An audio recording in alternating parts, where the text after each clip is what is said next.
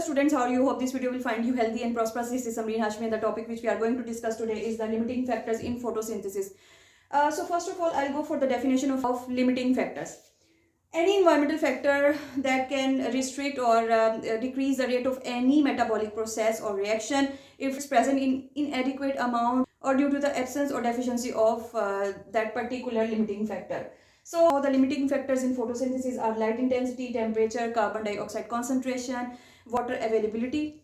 Let me discuss these limiting factors in detail. First of all, light intensity. If light intensity is increased, rate of photosynthesis will be increased, or if light intensity is decreased, rate of photosynthesis will be decreased.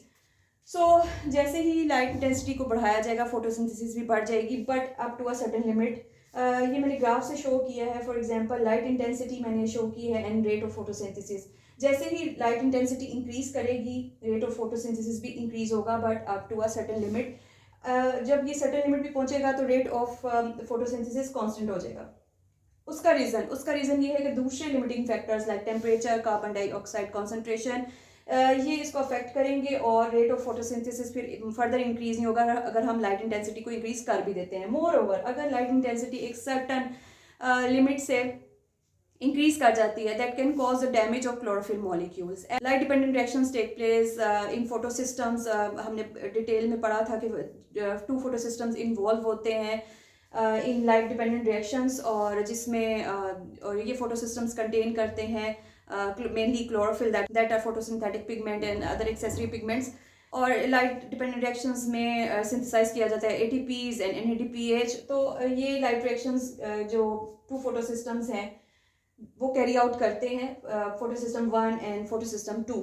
अब photosystem 1 जो best absorption करता है जिस wavelength को, that is 700 nanometre, और photosystem 2 जो most absorption show करता है, that is for 680 nanometre. So if light intensity of these wavelengths is increased, so definitely rate of photosynthesis will be increased. You can say that rate of light dependent reactions will be increased. After the light intensity, the next limiting factor is temperature.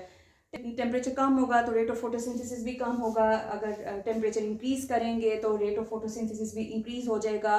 Temperature is increase by 10 Celsius तो rate of photosynthesis भी double हो जाएगा. हर 10 Celsius degree increase अगर हम करते हैं temperature में तो रेट ऑफ फोटोसिंथेसिस डबल हो जाएगा.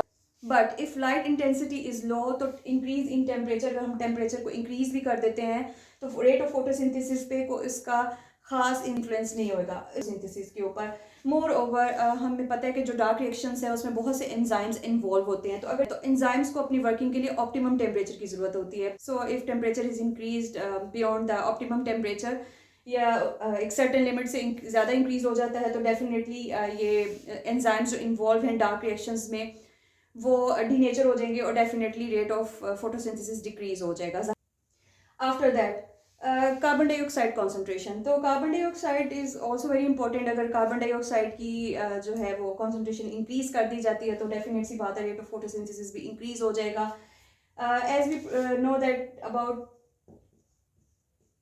0.04% carbon dioxide is present in atmosphere. ये किस तरीके से जो है गैशियस एक्सचेंज किस तरीके से होता है इन प्लांट्स थ्रू स्टोमेटा. लेकिन अगर एक सर्टेन लिमिट से ज़्यादा इंक्रीज हो जाती है कार्बन डाइऑक्साइड की कॉन्सेंट्रेशन तो it causes the closure of stomata. और अगर जो स्टोमेटा क्लोज हो जाते हैं तो definitely there will be no gaseous exchange, जिसकी वजह से रेट ऑफ फोटोसिंथेसिस डिक्रीज कर जाएगा. तो इसको ग्राफ से हम किस तरीके से एक्सप्लेन कर सकते हैं, मैंने ये पहले एक्सप्लेन किया है. अगर लाइट इंटेंसिटी इंक्रीज होगी रेट ऑफ फोटोसिंथेसिस इंक्रीज होगा, बट सर्टन लिमिट तक उसके बाद कांस्टेंट हो जाएगा due to other limiting factors. और इसके अलावा डैमेज भी कॉज हो सकता है क्लोरोफिल मॉलिक्यूल्स का अगर लाइट इंटेंसिटी बहुत ज़्यादा इंक्रीज हो जाती है.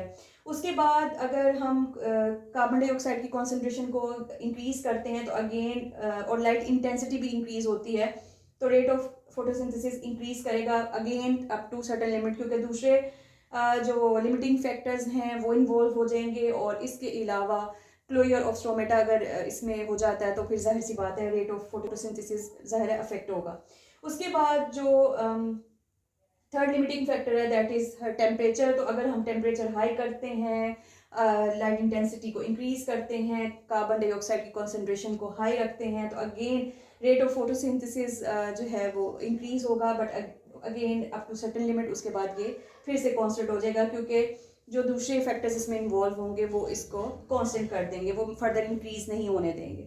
So these were certain points regarding the limiting factors in photosynthesis. Hope this video will be informative for you. If you have any question or ambiguity, then write in comments. Please like and subscribe the video. Thank you so much.